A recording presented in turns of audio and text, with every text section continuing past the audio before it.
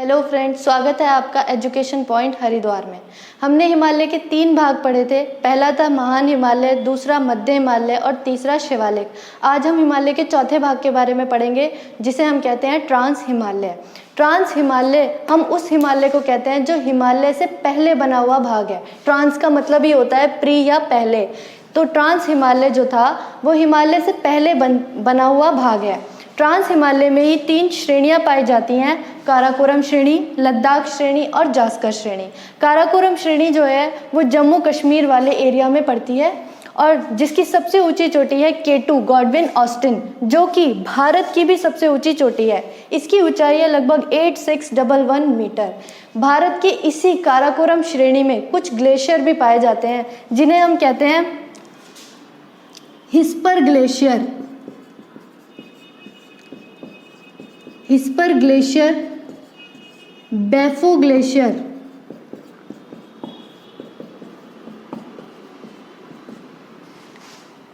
ये ग्लेशियर जो हैं वो भी काराकोरम श्रेणी में पड़ते हैं। इसके बाद हम बात करते हैं लद्दाख श्रेणी के बारे में। तो लद्दाख श्रेणी जो है वो जम्मू कश्मीर और हिमाचल प्रदेश वाले एरिया में पड़ती है। इसकी जो सबसे ऊंची चोटी है वो है माउंट राकापोशी, जो कि विश्व की सबसे तीव्र ढाल वाली चोटी है।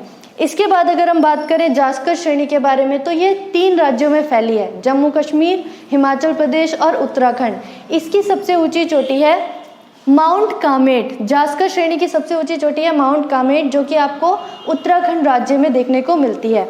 अगर हम बात करें कि भारत की सबसे ऊंची चोटी कौन सी है तो K2 गॉडविन ऑस्टिन है, लेकिन ये वाली जो चोटी है वो कहाँ पड़ती है, आपकी POK वाले क्षेत्र में।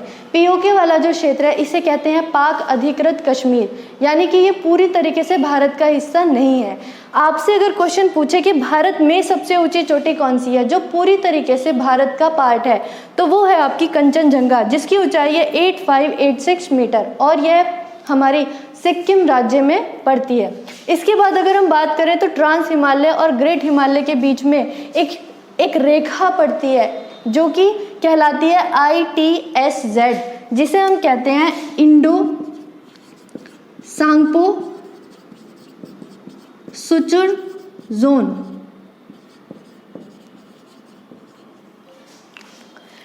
सुचुर का मतलब होता है सिलाई, और ये जो यहाँ पे जो रेखा है ये ट्रांस हिमालय को ग्रेट हिमालय से क्या करती है, अलग करती है। अब हम शुरू करते हैं हिमालय का दूसरा भाग, जो कि हिमालय का क्षेत्रीय विभाजन है। क्षेत्रीय विभाजन के आधार पर एक वैज्ञानिक हुए हैं बुरार्ड, जिन्होंने क्या किया है, क्षेत्रीय विभाजन के आधार पर हिमालय को 4 भागों में बांटा है।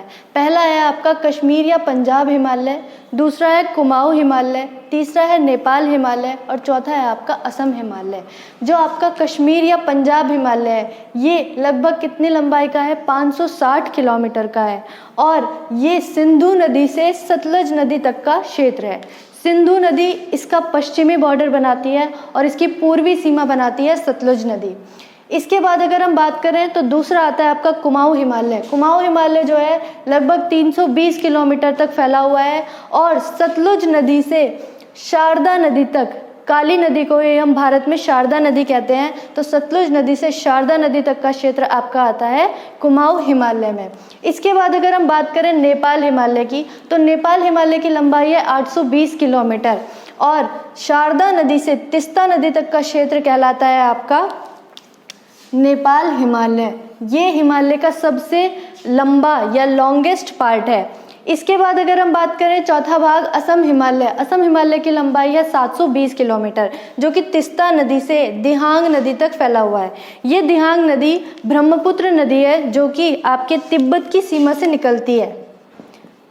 तिब्बत में इसको सांगपो कहते हैं, ब्रह्मपुत्र नदी को, और उसके बाद यह अरुणाचल प्रदेश से होती हुई भारत में एंटर करती है। अरुणाचल प्रदेश के यांग्याप दर्रे से होती हुई ये भारत में प्रवेश करती है और इसी के बाद इसको दिहांग नदी कहा जाता है। तो ये थे आपके हिमालय के 4 भाग जो कि अभी पूरे हो चुके हैं।